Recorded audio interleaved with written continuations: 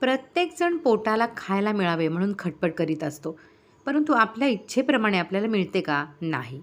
म्हणून सांगायचे कारण असे की जर आपण विषयाकरता इतके झटतो, तर देवाच्या प्राप्तीकरता श्रम करायला नकोत का? संत सांगतात तो मार्ग चोखाळून पाहावा. एकदा ठाम विचार करून आपण ज्याला गुरु कल्पिला तो सांगेल तेच साधन मानावे. गुरु देहातच असावा हे मानणे चूक आहे. गुरु हे देहात कधीच नसतात. गुरु प्रत्यक्ष दैवच आहे अशी भावना ठेवून वागले पाहिजे. अशी भावना ठेवून वागले म्हणजे गुरु कसाही असला तरी तिथे प्रत्यक्ष देवाला येणे भाग पडते. गुरु सांगेल तसे आपण नेहमी साधन करीत राहावे. तसे साधन करीत राहिले म्हणजे आपल्याला देवाची प्राप्ती होते.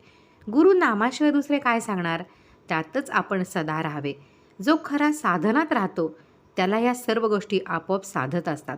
म्हणून आपण गुरुला अनन्य शरण जाऊन तोच सर्व करतो आहे हे मानून जे होईल त्यात आनंद मानीत जावा. भगवंताबद्दल जिज्ञासा उत्पन्न होणे ही खरी भाग्याची गोष्ट आहे.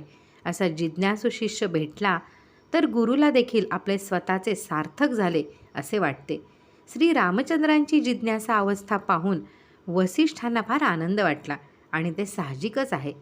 संतांनी एकच देव, एकच साधन आणि एकच गुरु मानला. त्याप्रमाणे आपण एका नामात राहण्याचा प्रयत्न करावा.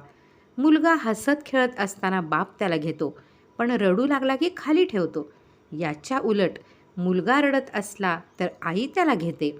हाच देवामध्ये आणि संतामध्ये फरक आहे. श्री गोंदवलेकर महाराज.